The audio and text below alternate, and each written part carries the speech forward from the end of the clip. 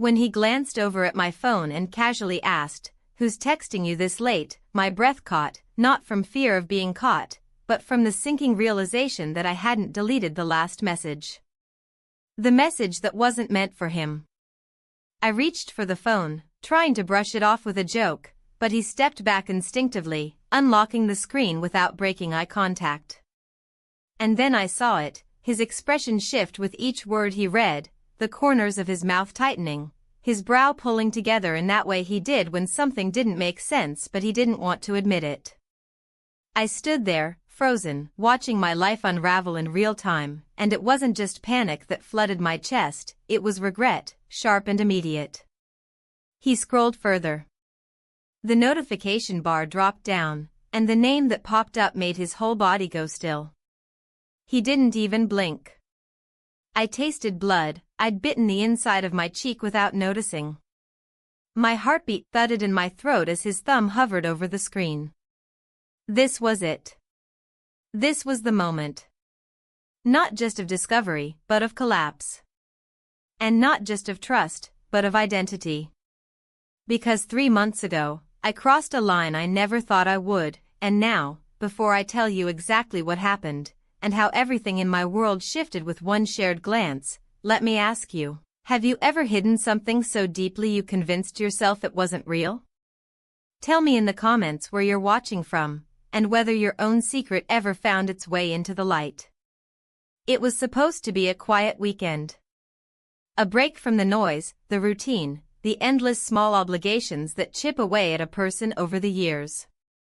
He'd suggested we get away, somewhere not too far, nothing fancy, just the 3 of us days removed from everything.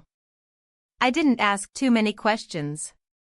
I was just relieved he wanted to spend that time with me. We left early on Friday. The weather was warm in that late summer way, where the sun doesn't burn but lingers gently on your skin. The car was already packed when I came downstairs. He seemed unusually energized, tossing our bags into the trunk, making jokes as I climbed into the passenger seat. But the door behind me opened again, and I turned to see another duffel bag being thrown in, followed by someone I didn't expect. His half-brother. I hadn't seen him in years.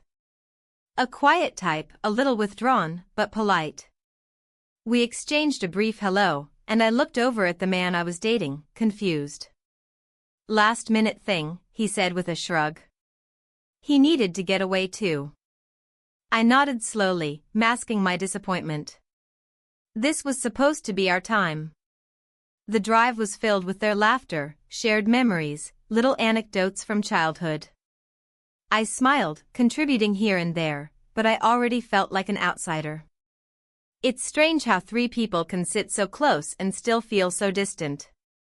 He reached for my hand once while driving, giving it a quick squeeze.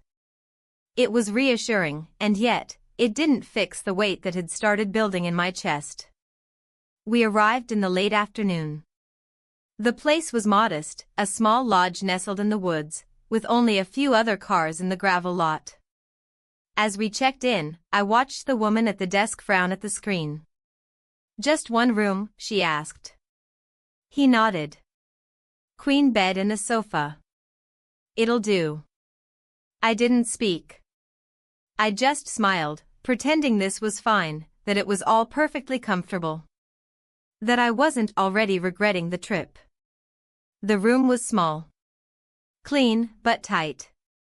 The bed took up most of the space, and the fold-out couch looked like it had survived a few decades of use. I set my bag down and glanced around, already imagining how the nights would go. Him and me in the bed. His brother, just feet away. No walls. No doors.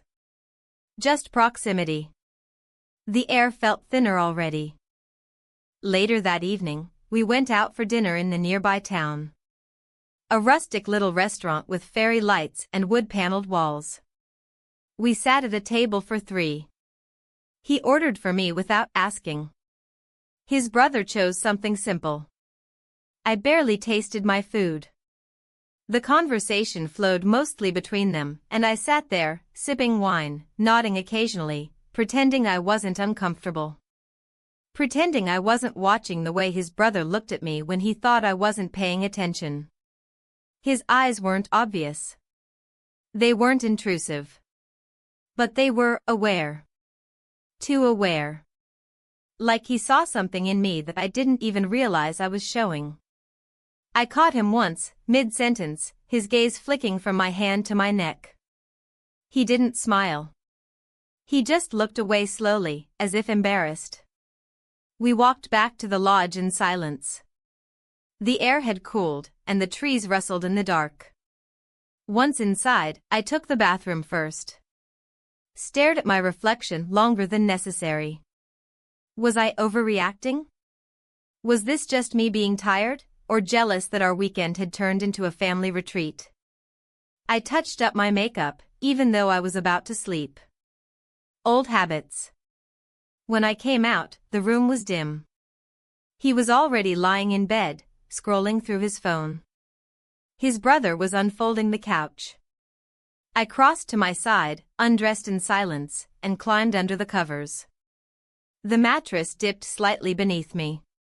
I could hear the springs in the couch groan as his brother adjusted his weight. The room settled. I closed my eyes, but my thoughts didn't. Every sound was amplified, the hum of the mini fridge, the ticking of his wristwatch on the nightstand, the shallow breaths coming from the other side of the room. I lay still, facing the wall, trying to empty my mind.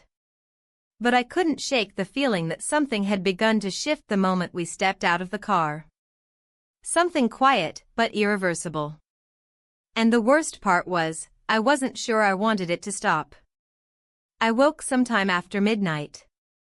The room was nearly black, save for the pale strip of moonlight cutting through the curtains. He was snoring softly beside me, arm tossed over his chest. I turned slowly, careful not to wake him, and glanced across the room. He was awake. Lying on his side, facing me. His eyes caught mine for just a second. He didn't flinch. Didn't move. Just held the gaze, steady and unreadable. Then he turned over, his back now toward me. I stared at the ceiling, heart racing for reasons I didn't understand. Maybe this weekend wasn't going to be quiet after all. I didn't sleep well, if I slept at all. The few times I dozed off, I would wake abruptly, heart racing for no reason I could name. The tension from the evening clung to me like damp fabric. When I finally pulled myself out of bed, the sky was still painted in early gray. The air in the room felt heavier than the night before, and I moved quietly, careful not to wake either of them. He stirred briefly when I opened the curtains, mumbled something incoherent, and turned over. His brother was still on the couch, covered up to the chin, only a tuft of dark hair sticking out. I didn't look at him long. I couldn't. I needed air. I stepped outside onto the small balcony that overlooked the parking lot. The world was still quiet, untouched. A thin layer of dew coated the railing, and when I leaned my arms against it, the chill seeped into my skin, grounding me. I closed my eyes and exhaled slowly, trying to remind myself of why I came. Of who I came with. Somewhere behind me, the sliding door creaked. I didn't turn around. I knew it wasn't him. I could tell by the pause, the soft way it was opened and shut again. He stepped up beside me but didn't speak. For a long moment, we just stood there, two people suspended in something that hadn't yet taken shape. He offered me a mug of coffee. I took it without comment. Our fingers brushed briefly. I ignored the way my stomach responded. I hated the way such a small thing could pull me off center. "It's quiet out here," he said after a while, his voice low. "It is," I replied, careful to keep my tone flat. I sipped the coffee, not tasting it. I wasn't ready to have a conversation, and yet the silence between us had started to fray at the edges. He didn't press. Just stood there, his eyes fixed on the trees in the distance, and something about his presence made me want to scream and confess and run away all at once. Eventually, he turned to go back inside. He didn't look at me as he passed. But his shoulder grazed mine. Lightly. Intentionally. Or maybe not. But I felt it anyway. The day moved slowly. He slept in late, then suggested we go for a drive, explore the nearby trails. I nodded, trying to pretend everything felt normal. He never mentioned the strange energy between the three of us. If he noticed it, he chose to ignore it. We packed a few snacks and set off in the car. He drove, naturally. I sat in the passenger seat, and his brother sat behind me. I could feel his gaze, even when I wasn't looking. And it infuriated me that I noticed it. That I noticed him. The trail we chose was easy, winding gently through the woods with signs posted every so often to guide visitors. The air was fresh, crisp with early fall. We walked mostly in silence, the crunch of leaves underfoot the only real sound. At some point, he veered ahead, drawn to something in the distance, a scenic lookout, maybe. I stayed behind, slower, pretending to read a plaque about local wildlife. His brother stayed too. You didn't have to wait, I said, not turning. I didn't, he answered simply. I could feel the flush creep up my neck. I didn't know what to say to that. My mouth opened, then shut again. The silence stretched thin. You're not happy, he said quietly, not as an accusation, but as a fact. I spun around, my voice sharp before I could stop it. You don't know me. His eyes didn't flinch. I didn't say I did. There was nothing flirtatious in his tone, nothing suggestive. Just quiet observation. And that somehow made it worse. Because it meant he was paying attention. Seeing past the surface. Seeing me. The moment broke when my partner called out to us, waving from the top of a ridge. We both looked away and followed. That evening, back at the lodge, things felt strained. I kept stealing glances, at him, at his brother, at the space between us all. Every smile felt forced. Every movement calculated. I sat on the edge of the bed, scrolling through my phone, trying to find something to tether me. He left the room to grab food, leaving us alone again. This time, the silence wasn't gentle. I stood, moved toward the small table by the window, pretending to check something in my purse. He was behind me, close enough that I could feel the heat of his body, but not close enough to touch. You're making this harder than it needs to be, I said without turning around. I'm not doing anything, he replied. That's exactly the problem. I finally faced him. His expression was unreadable, but his eyes were burning with things unsaid. And then it happened.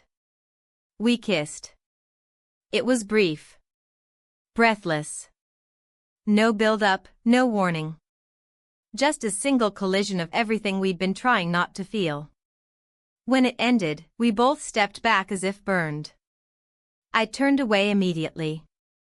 My heart thudded against my ribs, my hands trembling slightly. This can't happen again, I said, barely above a whisper. He didn't respond. He didn't have to. When the door opened and my partner walked in with bags of takeout, the world snapped back into place. I smiled. I took the food. I sat down beside him. But nothing felt the same.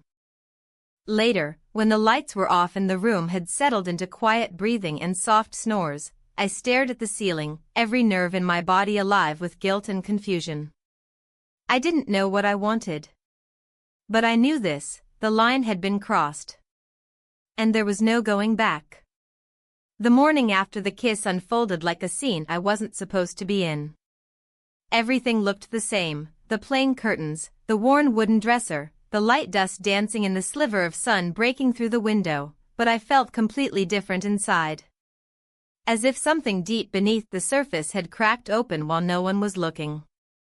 My body moved through routine motions, brushing teeth, packing a small day bag, applying a faint touch of makeup. But my thoughts were tangled, loud, and refusing to settle. He was already up when I came out of the bathroom. Sitting at the table, quietly scrolling through his phone, acting as if nothing had happened. I hated him for that composure. Or maybe I envied it. Meanwhile, every time I blinked, I could still feel the weight of what we had done, clinging to me like a second skin. He emerged from the bathroom minutes later, towel slung over his shoulder, wet hair pressed to his forehead. He kissed me lightly on the cheek and asked how I slept. I lied. Said it was fine. We exchanged the usual pleasantries about breakfast, the plan for the day, the trail he wanted us to explore. He was cheerful, unaware. Or perhaps he was pretending, too. That possibility disturbed me more than I was ready to admit. The three of us set off after a quick bite in the lodge's common area. The trail was a longer one this time, almost 4 miles through winding paths and uneven terrain. He was eager, bounding ahead like a kid with something to prove. His brother walked more slowly, taking in the trees, the filtered light, the quietness of it all. I lingered between them, unsure of where I was meant to be. My partner would turn occasionally to wave or call out a joke, but I rarely responded. I couldn't focus. My eyes kept finding their way to the back of the man behind me. There was a moment, small, easily forgettable on the surface, when he paused to tie his shoe. I stopped beside him without thinking. We didn't speak. We just stood there. The distance between our bodies barely a breath. I felt it again, that pull. Not romantic, not dramatic.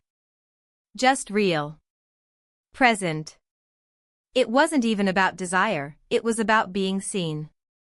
Being noticed in a way that didn't require effort. He didn't say anything, didn't touch me. He simply looked up, met my gaze, and then stood and walked on. That was it. But it shook me harder than our kiss. We reached a clearing around midday. My partner spread out a blanket near a fallen log and pulled out sandwiches he'd packed earlier. He talked, laughed, asked his brother about a childhood memory I didn't care to hear. I watched them both, trying to understand how I ended up in this triangle of silence and pretending. I wasn't proud of what I'd done. But I wasn't sorry either. And that contradiction made me sick.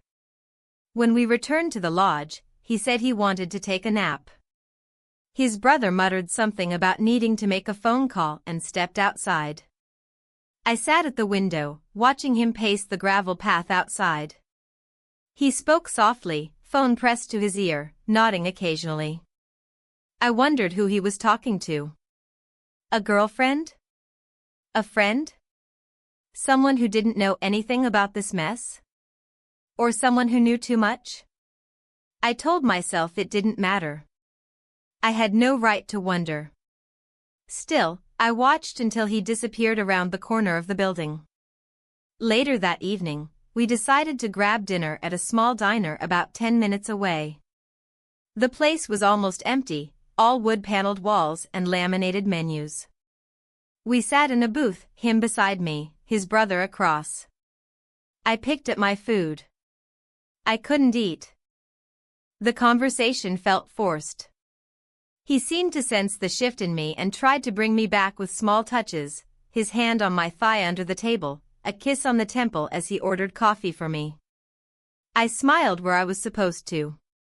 I played along. But across the table, he barely looked at me. And when he did, it was brief. He kept his gaze low, fingers idly tracing the rim of his glass. I hated how much that affected me. Back at the lodge, I excused myself to shower. I stood under the water for too long, letting it run cold eventually, hoping it would numb something, anything. When I emerged, the room was dim. He was already in bed, facing the wall. His brother was at the desk, headphones in, reading something on his laptop. I climbed into bed and turned out the light. It was late when I woke. The room was mostly dark again, save for the faint glow of a phone screen at the desk. I sat up slowly, quietly, careful not to disturb the man sleeping beside me. His brother was still awake, backlit by the screen. He didn't notice me at first. I almost lay back down. Almost convinced myself to stay still. Instead, I rose, padded barefoot across the room, and crouched beside him. He looked at me, startled, pulling out an earbud. "We need to talk," I whispered. He nodded, closing the laptop silently and standing. We stepped out onto the balcony, pulling the door shut behind us with a soft click. The air outside was cold. It bit at my skin through the thin fabric of my shirt, but I didn't care. "I don't know what to do," I said finally, voice low, breaking. He leaned against the railing, not facing me. "You don't have to do anything." "That's not true." He turned, eyes searching mine. "Do you regret it?" I didn't answer right away. I thought about lying. I thought about deflecting, about pretending it was all a lapse in judgment. But I couldn't. "No," I said quietly. "I regret how, not what." He closed his eyes for a moment, like the answer hurt. Or maybe it relieved him. I couldn't tell. "I wasn't trying to get in the way," he said. "I know," I replied. "That's what makes it worse." We stood there for a long time. No more words. Just the sound of leaves rustling in the dark and the low hum of an old refrigerator unit somewhere behind us. When we finally went back inside, I slipped into bed as quietly as I had left it. He didn't stir. But I didn't sleep. Because now there was a wedge between us all that couldn't be undone. And deep down, I already knew, it wasn't the last time I'd feel it. The next morning arrived without grace. The light crept in through the curtains, casting a dull gray hue over everything. It didn't feel like a new day, not really. It felt like an extension of the night before, a continuation of tension and silence and unspoken things that crowded the air, making it hard to breathe normally. He was already dressed when I sat up in bed. His movements were brisk, efficient, as if he had somewhere to be, even though there was nowhere to go. He told us he wanted to drive into town to pick up a few things, snacks, more bottled water, maybe a few supplies for dinner. I nodded, grateful for the excuse to be alone. Or not quite alone. As soon as the door clicked shut behind him, I felt the air shift. I didn't move. I remained on the edge of the bed, fingers wrapped tightly around my mug of cooling coffee. He was seated on the couch, elbows on his knees, staring at the floor. It wasn't tension, not exactly. It was a kind of stillness that made noise in my head. I wanted to speak, to acknowledge the conversation on the balcony, to say something that might help us both navigate the strange current between us. But I didn't know where to start. Instead, I asked if he wanted coffee. He shook his head. A few minutes passed in silence before he stood and grabbed his jacket. "I'm going for a walk," he said, almost apologetically. I nodded. "Okay." He hesitated at the door but didn't look back before leaving. I listened to the sound of his footsteps fading down the stairs, then let out a breath I hadn't realized I'd been holding. Left alone, I started cleaning, pointlessly, almost obsessively. I folded the blanket on the bed, rearranged the scattered brochures on the nightstand, wiped the condensation from the inside of the windowpane. It was something to do with my hands. Something that gave the illusion of control. He returned less than an hour later. His cheeks were flushed from the cold, and his eyes looked clearer somehow. He thanked me when I handed him a glass of water. We didn't speak of anything significant, just small things. Where he walked. How quiet the town seemed. Whether the forecast would hold for tomorrow. But even in those casual words, there was a shift, like we had stepped past something invisible and couldn't retreat from it. We didn't flirt. We didn't touch. But there was something heavier in the air now, something that didn't need acknowledgement to be felt. When he left again to grab lunch from the deli nearby, I sat on the bed and stared at my phone. My messages were few. A notification from a coworker. A coupon from a store I rarely visited. And then, without thinking too hard, I opened a new message and typed his name into the recipient field. Not my partner's. His brother's. I didn't plan to send it. I just needed to get the words out. I don't know how to stop thinking about you. I stared at the message for a long time. My thumb hovered over the send button, heart pounding. I knew better. I absolutely knew better. And then, by some cruel trick of my trembling hand, I pressed send. Panic hit me like a wave. I opened the message to delete it, but it was already marked as delivered. My mouth went dry. I felt the blood drain from my face. And then, real horror set in. I sent it to the wrong person. I stared in disbelief at the name at the top of the thread. It wasn't his name. It was my partner's. My fingers started to shake. I tried to rationalize, to find a way out. Maybe he wouldn't see it. Maybe I could say it was meant for someone else, an old friend, a cousin, a character in a story I was writing. But every excuse that came to mind sounded ridiculous, transparent. And then the screen lit up. He was typing. I froze. The typing bubble disappeared. Then reappeared. Then vanished again. He didn't respond. I stared at the screen for another minute before I put the phone down and paced the room. Back and forth, like something trapped. The front door opened slowly. He stepped inside, bags in hand, face unreadable. He placed the bags on the table. Didn't look at me. I opened my mouth to speak, but no words came. My throat was dry, my chest tight. He pulled out a bottle of juice and set it on the counter, then finally glanced up. I saw it in his eyes. He had read it. He didn't yell. He didn't ask questions. He didn't accuse.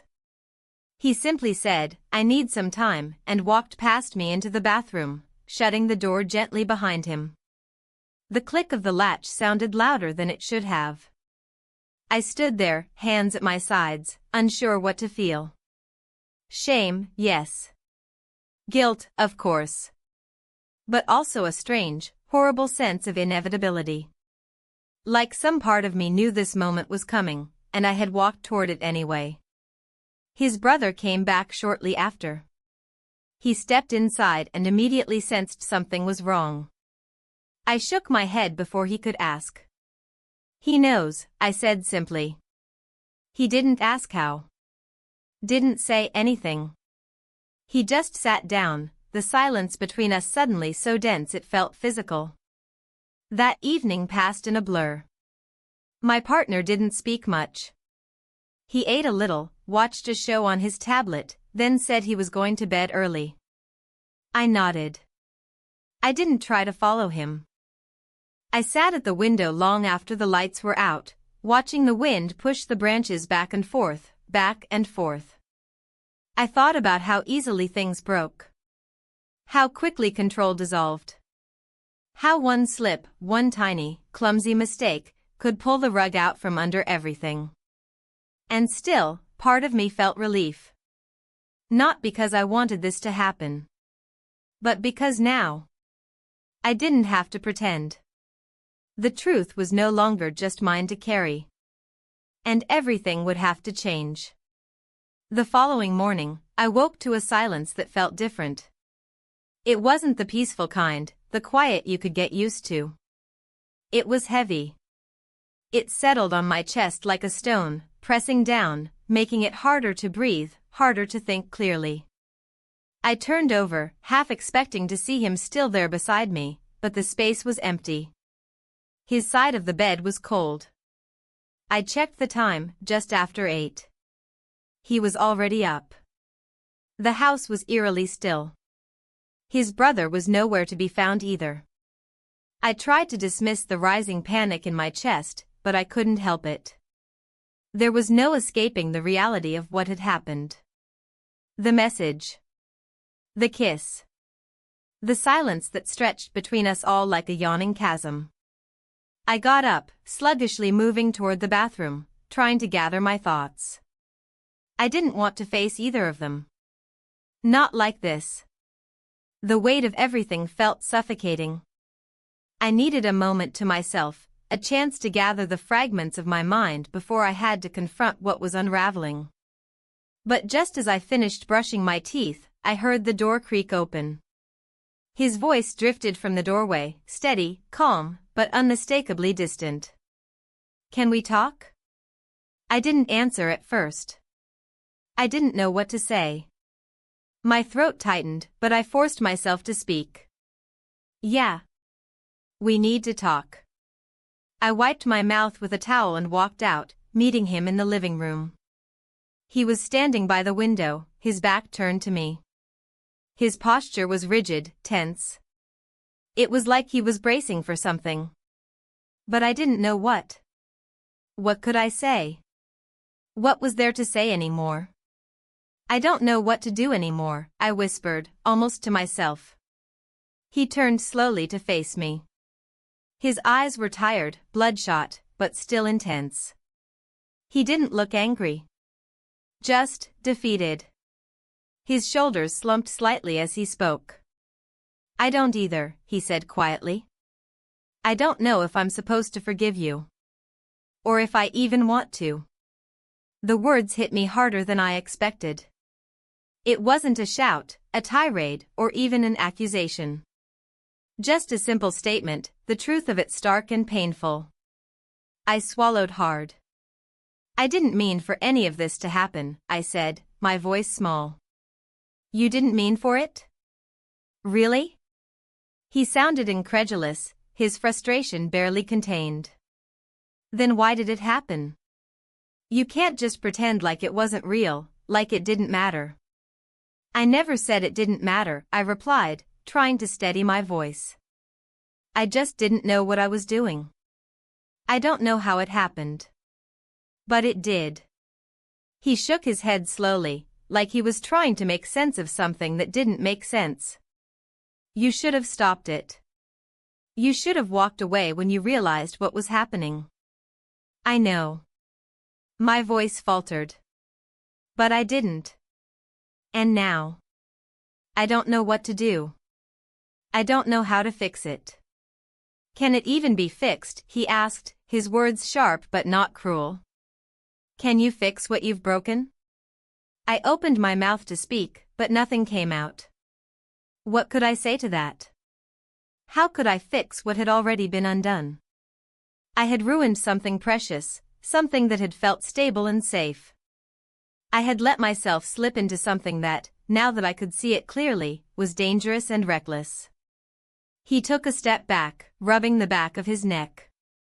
"You need to make a choice. I can't make it for you." I looked up at him, seeing him clearly for the first time since everything had changed. His features were drawn, tired, but there was something else in his eyes, something that made my heart ache in ways I couldn't explain. He wasn't just hurt. He was disappointed. "Please," I said, my voice barely above a whisper. "Don't make me choose." He paused for a moment, and for a second, I thought he might say something. But he didn't. Instead, he turned and walked toward the door. "I'm going to give you some space," he said softly. "Think about what you want. But know that whatever you decide, it's not just about us anymore." With that, he left. I stood there for a long time, the weight of his words sinking in, pulling me deeper into myself. I wanted to chase after him, to apologize again, to tell him how much I cared. But I didn't. I couldn't. I knew he needed space. He needed to process what had happened, and so did I. I walked to the window and looked outside, watching the movement of the trees in the breeze. It should have been a peaceful moment, but all I could feel was the distance that had opened between us. The space I hadn't expected. The distance I hadn't asked for. And then I thought about him. His brother. The one I'd kissed. The one I hadn't known how to stop thinking about. I couldn't ignore it. Not anymore. I turned away from the window and sat down on the bed, trying to think of something, anything, other than the mess I had made. But there was nothing. The silence in the room pressed in on me, and all I could think of was how everything had changed so quickly. How something so simple had shattered the foundation I thought I had built. I stood up, feeling the need to do something, anything, to take control again. My thoughts were scattered, but I knew one thing: I had to talk to him. I had to understand what had happened, what it all meant. I couldn't run from it any longer. But when I reached for my phone, the screen lit up with a new message. The name at the top made my stomach lurch. It was from his brother. I stared at the message for a moment, unsure of what to expect. Slowly, I opened it. "I think we need to talk too." It wasn't a question. It was a statement. And I knew, in that moment, that nothing would ever be the same again. The days blurred into each other in the most uncomfortable way. Each morning, I awoke with the feeling of dread, a quiet pressure building in my chest. The days felt empty, as if nothing was real anymore. There was no escape from the reality I had created, and no way to go back.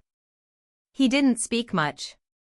We both kept to ourselves, like two strangers who'd happened to cross paths once, years ago. There was no anger, no outburst. Just an immense quiet that pressed down on everything. It was as if the very air around us had thickened, the spaces between words growing larger and more suffocating. I kept my distance. He did, too. When we spoke, it was about trivial things. Nothing meaningful. How was the weather? Did I need anything from the store? Did we need to adjust the schedule for the drive back? Small things, things that didn't matter, but things we had to say to make it seem like everything was still normal. But it wasn't. And I knew it. I kept thinking about what his brother had said, how he had suggested we needed to talk. The weight of that simple message hovered over me, reminding me that I couldn't ignore this. But every time I tried to pick up the phone, my hands shook. I had no idea what to say. What could I say? Finally, after what felt like days of constant avoidance, I couldn't wait any longer. I needed to face it. I needed to face him. I stood by the window, looking out at the same trees I'd watched from the same spot for hours. It was the only thing that felt familiar anymore, the wind through the leaves, the same hum of silence around the lodge. I had to leave this place. I had to go home. But before that, I needed to confront what had been hanging over us. I found him in the kitchen, sorting through the grocery bags, like nothing had changed. He was so calm, so detached, and I hated it. It made the guilt worse. The quiet made it worse. "Can we talk?" I asked, my voice almost breaking. He glanced up, his expression unreadable. "About what?" His nonchalance made my stomach churn. "About everything," I said, my voice barely a whisper. "About what happened, about us." He sighed and set the bags down on the counter. "I don't know if there's much to talk about." There was a sharp pain in my chest as I looked at him. "You know it's not that simple. It's never been that simple." He turned away, the muscles in his back tensing. "You're right. But what is there to say? You made your choice." "I didn't," I stopped, taking a breath. "I didn't make a choice. It wasn't like that." "You kissed me," he said flatly, turning to face me. "I don't know what you thought it was, but it wasn't nothing." I opened my mouth to argue, but the words wouldn't come. What could I say? What could I say to make this right? I don't know what I was thinking, I finally said. I wasn't thinking at all, honestly. He crossed his arms over his chest, eyes narrowing. Well, I'm not sure that's any better. But I get it. You've got your reasons. I looked away, biting my lip, trying to keep the tears at bay. I don't want to hurt you, I whispered. Too late for that, he replied, his voice cold. I felt his words like a punch to the gut. He was right. It was too late. It had been too late the moment I kissed his brother, the moment I allowed myself to feel something I shouldn't have. I'm sorry, I said, though it didn't seem like enough. I am. But this isn't just about a kiss. This is about everything. He didn't say anything for a long time. I could see the conflict in his eyes, the anger, the hurt. I wanted to reach out to him, to somehow bridge the gap between us, but I knew it was impossible. You've made a mess of things, he finally said, his voice quieter now. But I think I have too. What do you mean? I asked, my heart skipping a beat. I'm not blameless in this either, he muttered. I should have known better. Should have known better? I repeated, confused. He sighed heavily. I don't want to talk about it, but I know what happened between us. I wasn't blind to it. It took a moment for his words to fully sink in, but when they did, they hit me hard. He knew. He knew before I even said anything. And still, he said nothing. He didn't pull away. He didn't leave. I felt like everything was spinning out of control. Then why didn't you say something? Because I didn't want to deal with it, he said, running a hand through his hair in frustration. I didn't want to see what was right in front of me. But that doesn't change what happened, does it? I shook my head, my eyes stinging. No. It doesn't. The silence between us grew thick again, the weight of it nearly unbearable. He turned away, his hands resting on the counter, and for a moment, I thought he was done talking. But then he spoke again, his voice barely above a whisper. You're right. This isn't just about the kiss. It's about everything we're not saying. Everything we've been ignoring. I took a tentative step toward him, my heart racing. So what do we do now? I don't know, he admitted. But I think we both need to figure that out. I nodded, a lump forming in my throat. I don't want to lose you, I said, my voice cracking. But I don't know how to fix this. You can't, he replied, his tone softer now. You can't fix it. You can only decide what happens next. And I need to figure that out too. The finality of his words struck me hard. It wasn't just the kiss. It wasn't just the mistake. It was the fact that we were standing at a crossroads, and there was no going back. We couldn't erase what had happened, no matter how hard we tried. I stood there, unsure of what to do next. My heart was heavy, my mind clouded with 1,000 thoughts I couldn't piece together. But deep down, I knew one thing for sure. Nothing would ever be the same again. We were broken, and no matter how much I wanted to fix it, there was no quick solution. The damage was done. And now we had to figure out what to do with what was left. The tension didn't lift, no matter how much I tried to act like it had. Every time I woke up, it was still there, lingering, hanging in the corners of my mind. I could feel it in the way he moved, in the way he didn't look at me directly anymore. It wasn't anger, or even resentment. It was something quieter, more permanent. A crack, small but growing, between us. I spent the entire day pretending that nothing had changed. He did the same, retreating into a kind of routine where we only spoke when we had to. Small words, necessary words. He asked me if I needed anything, if I was ready to go out, if I wanted breakfast. The answer was always the same, I'm fine. But I wasn't fine. I wasn't even close to fine. We had planned to leave today, to drive back home after our short time here. I had been looking forward to it at first, thinking it would be a fresh start, that things would settle. But now, the thought of returning felt like a weight I couldn't bear. We couldn't just go back. We couldn't pick up where we'd left off, pretending that none of this had happened. I was packing when he entered the room, standing in the doorway for a moment, watching me. I didn't turn around, didn't acknowledge him. I knew what was coming. He couldn't avoid it forever, and neither could I. "We need to talk," he said, his voice strained. I closed the bag I was packing and set it down with more force than I intended.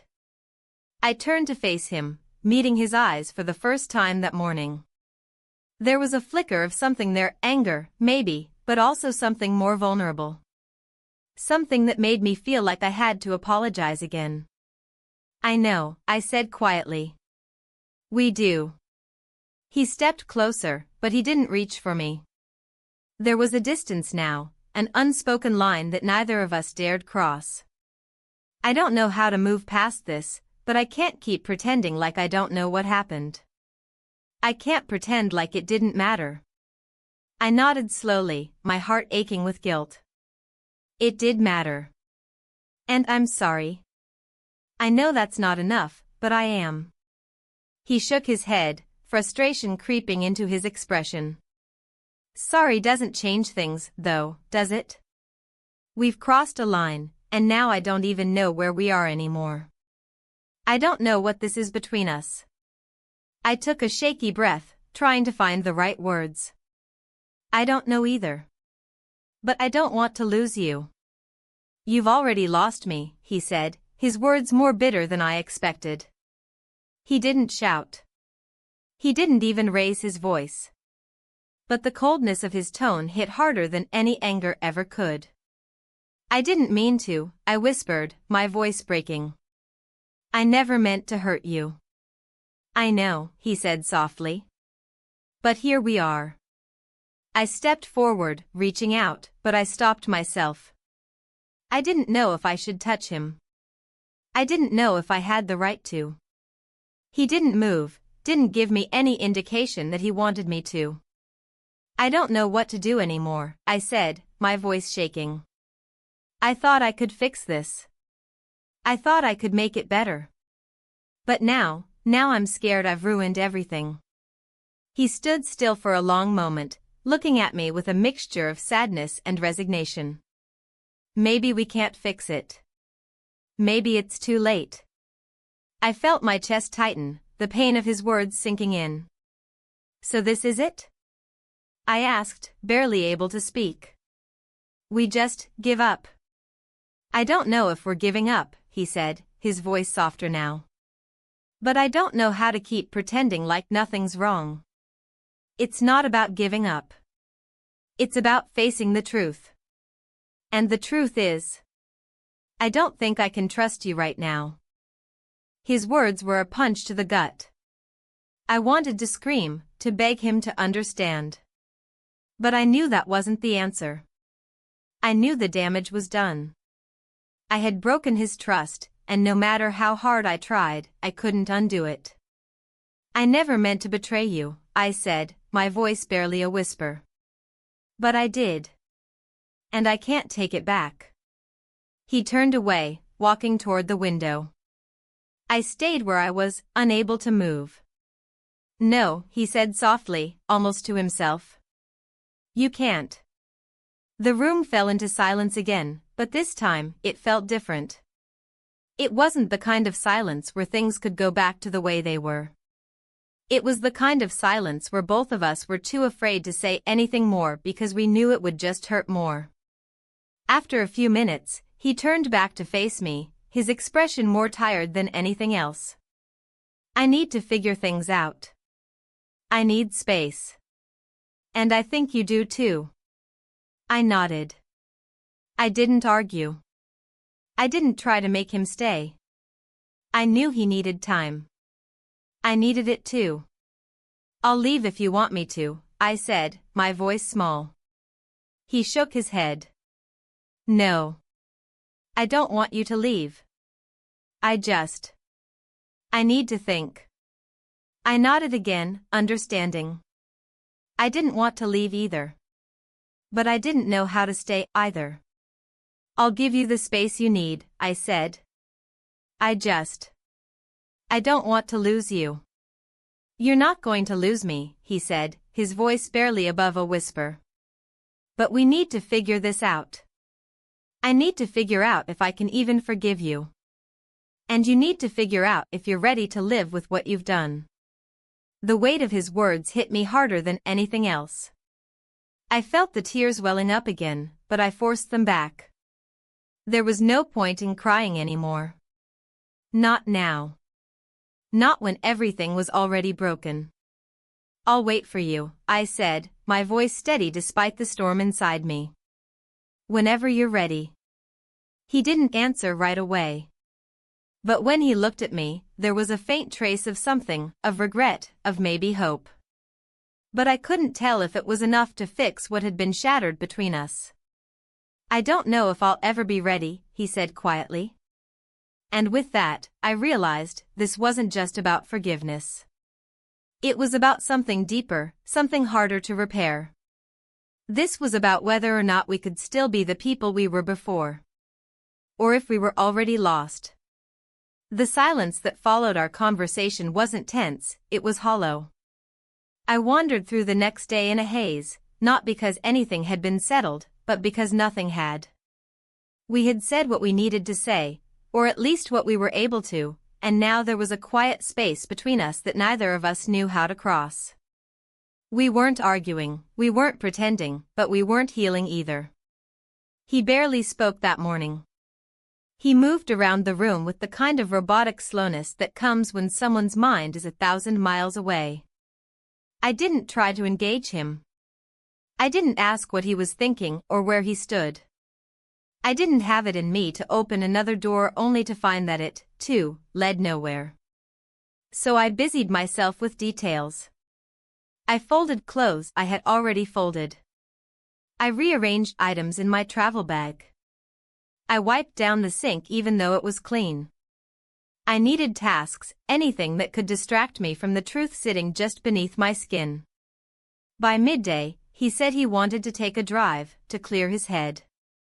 I nodded, gave a small smile that I didn't feel, and watched from the window as he climbed into the car and pulled out of the gravel lot. I stayed there for several minutes after he left, staring at the empty space he'd just vacated, trying to hold on to some thread of normalcy. Then I turned away and went back to the silence. I didn't hear the knock at first. It was soft, hesitant, almost like whoever stood on the other side of the door wasn't sure they had the right to be there. I opened it expecting maybe a staff member or someone from another room with a misplaced item. But it was him. His brother. He looked different, tense, guarded, his jaw tight as he held a paper coffee cup in his hands like a barrier. His eyes met mine for just a second before darting to the side. "Can I come in?" he asked, voice low, as though speaking too loud might break something fragile between us. I stepped aside and let him pass. I didn't say anything. There wasn't much to say. He sat down near the window, setting the cup on the table between us. The light caught the side of his face, outlining the sharp lines of his cheekbones and jaw. He looked tired, like he hadn't slept in days. I probably looked the same. We sat in silence for a while, the quiet stretching out awkwardly between us. I didn't want to be the one to start, but I knew he wouldn't. So I cleared my throat and finally said, "You said we needed to talk." He nodded, still not looking at me. "Yeah." I waited. When he didn't continue, I asked, "So talk." He shifted in his seat, elbows on his knees, hands clasped together. "I didn't expect this to happen," he said finally. "Any of it." I could have laughed. Of course he didn't. None of us did. "I know," I said quietly. Neither did I. He finally looked at me. His expression wasn't angry, but there was something deeply conflicted in his eyes. But it did. And now I don't know what to do with it. I didn't either. I wanted to say that out loud, but it felt too obvious. Too simple. So I sat there, letting him carry the weight of the conversation. You kissed me, he said, voice almost a whisper. But I didn't stop you. I swallowed hard. I didn't ask you to. I know, he said. That's what makes it worse. I looked down at my hands. I don't know what any of this means. I don't know if it meant anything at all or if it just happened because everything else in my life was unraveling. Do you regret it? He asked, voice cautious, careful. I didn't answer right away. I thought about lying. I thought about saying yes just to end the conversation, to protect him, to protect myself. But I couldn't. No, I said finally. I regret the way it happened. But I don't regret the moment. He nodded slowly, like he had expected that answer but still didn't know what to do with it. I think about it more than I should. I do too, I said softly. The room felt heavier now. There were too many truths floating in the air, too many words that couldn't be unsaid. I care about him, I continued. You know that. I know, he said. I'm not trying to get in the way. I don't think you are, I replied. But I also don't think we can pretend that it didn't change something. Because it did. He stood up then, walking to the window, hands in his pockets. The way he stared out at the trees reminded me of myself. We were both stuck in something we hadn't asked for. Something we didn't know how to escape. He turned back toward me. You have to choose. Not just between him and me. But between who you were and who you're becoming. The words hit hard. Not because he said them with anger, but because he said them with understanding. He wasn't demanding anything. He wasn't pushing. He was just telling the truth. I don't know who I'm becoming, I admitted. Then figure it out before you hurt everyone around you. There was no bitterness in his voice. Just honesty. He walked to the door, his hand resting on the knob before he turned back one last time. I won't come between you two.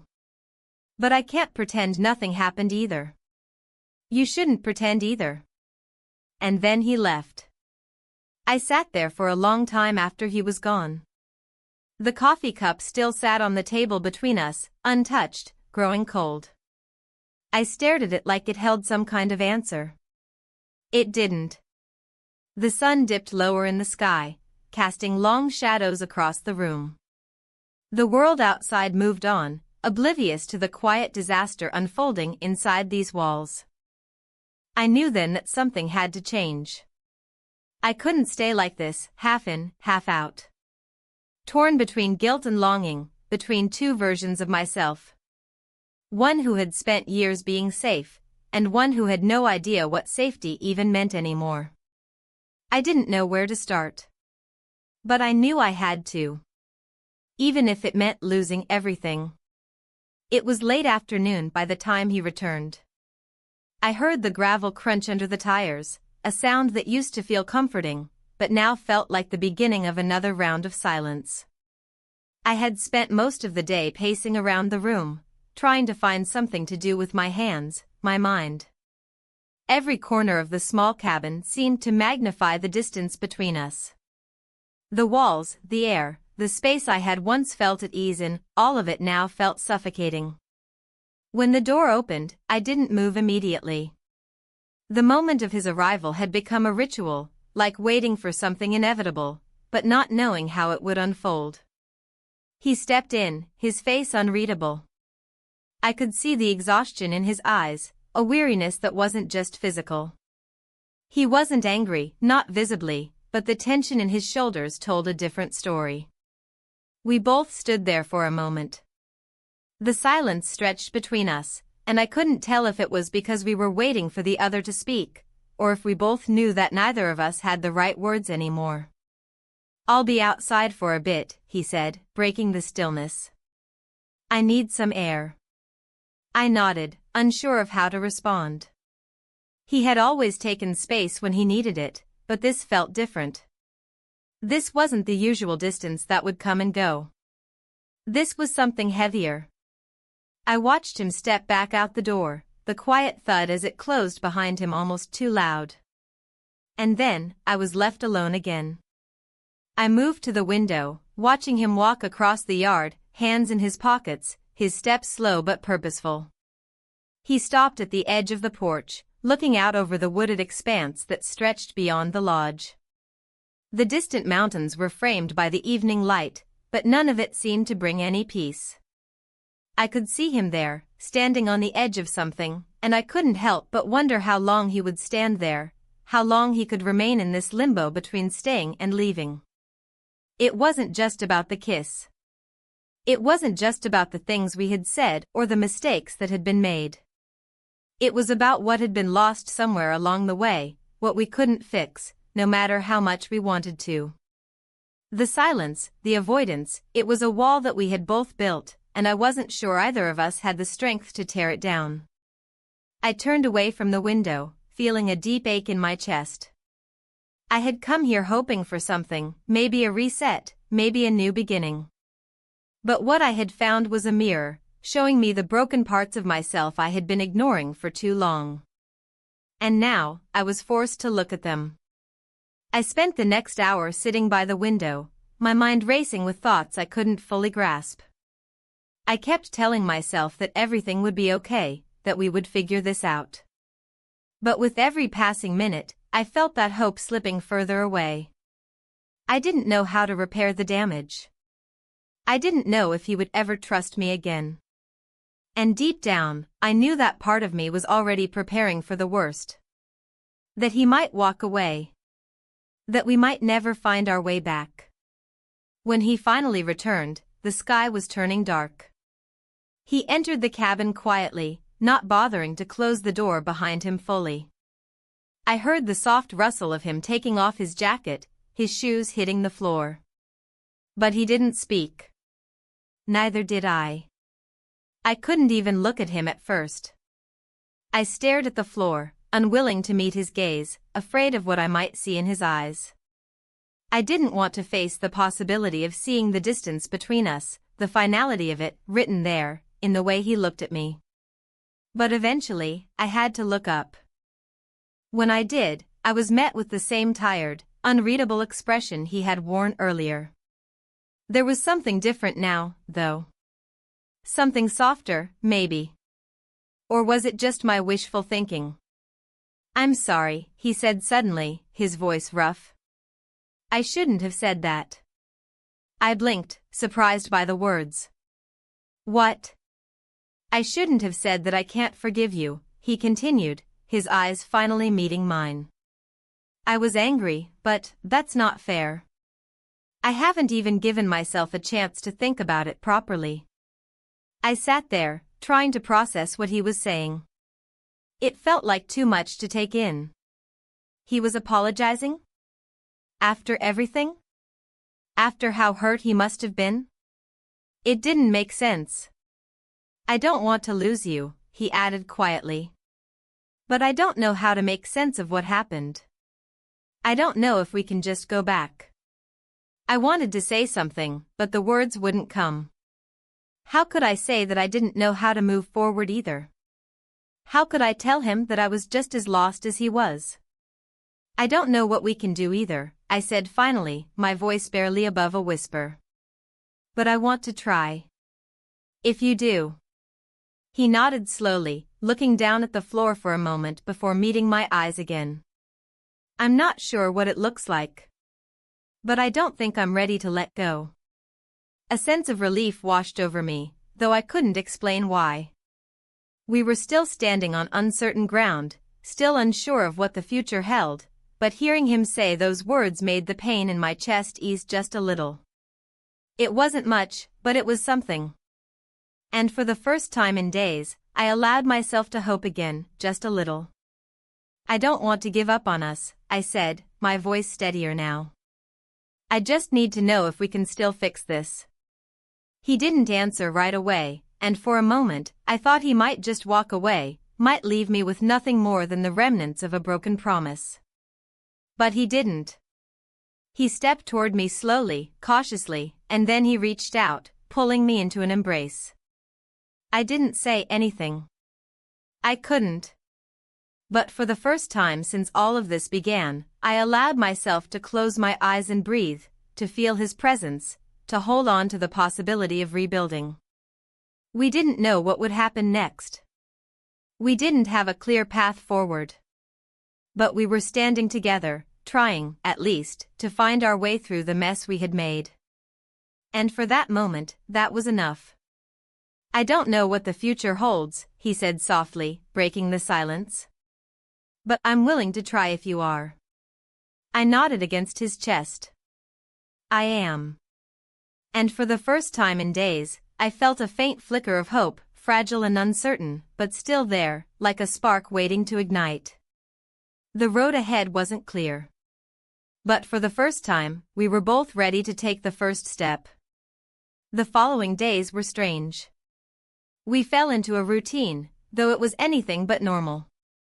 We spent time together in short bursts, walking around the small town or sitting in silence in the cabin. I didn't know what was happening between us, didn't know what to call it. The air between us was lighter, but it wasn't the easy, comfortable kind of lightness. It was fragile, like the delicate moment between waking and sleeping when everything is still unresolved but hasn't fully registered yet. It was the longest stretch of peace we had shared since everything fell apart. But even now, in the quiet, I could feel the distance between us. Not as sharp as it had been right after everything came to light, but still there. Neither of us had said anything that would signal the start of any healing process. Neither of us knew what was next.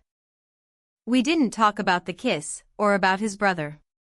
He didn't ask questions, and I didn't offer answers. It felt like a forbidden topic we both agreed to pretend didn't exist.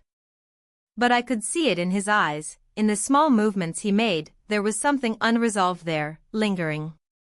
I wasn't sure if he was waiting for me to speak, or if I was waiting for him.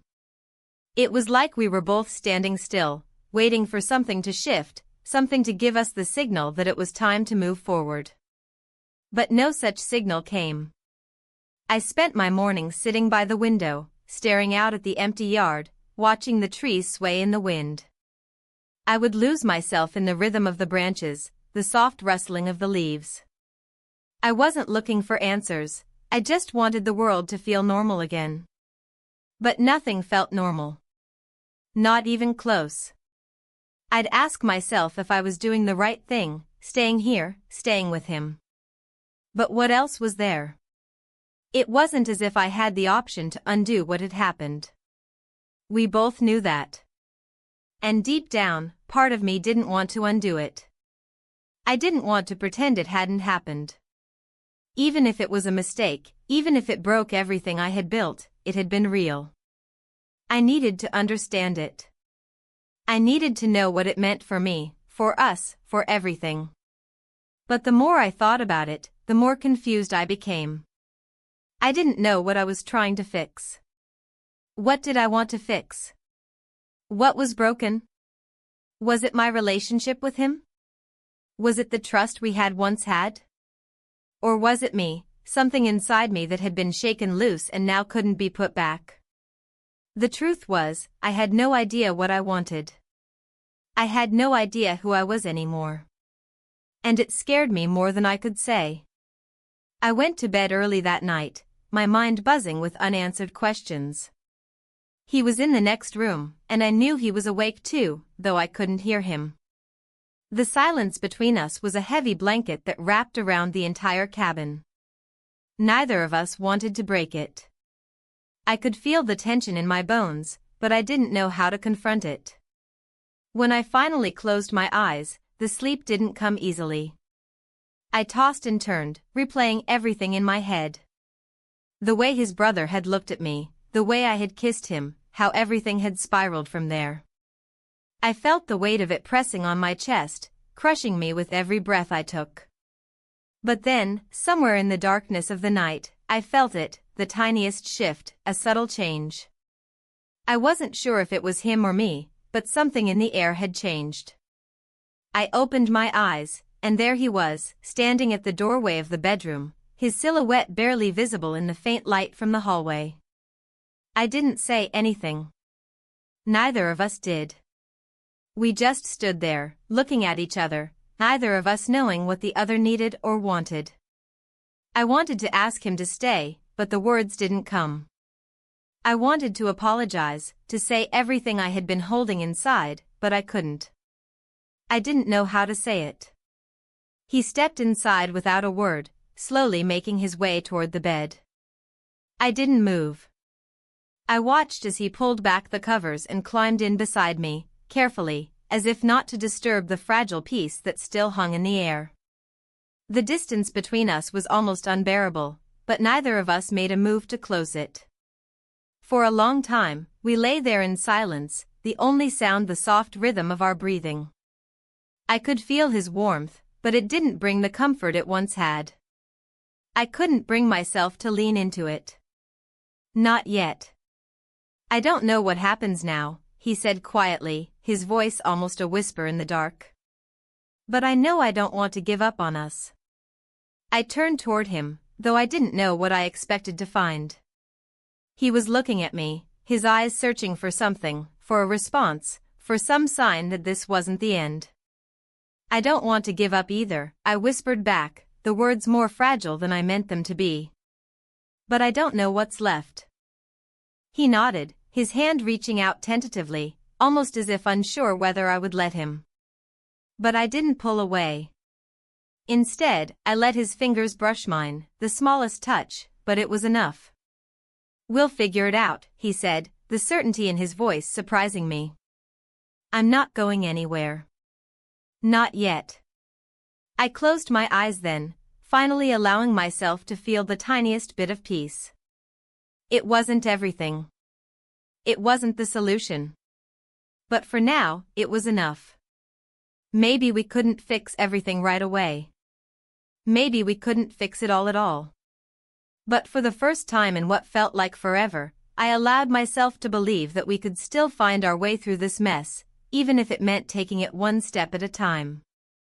And for that moment, that small spark of hope, I was willing to hold on. But the road ahead would still be long, uncertain, and filled with more questions than answers. We weren't done yet.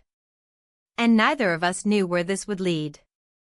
But as I lay there beside him, I didn't feel as alone anymore. For the first time in days, I allowed myself to sleep, hoping that when I woke, maybe, just maybe, we'd be closer to figuring this out.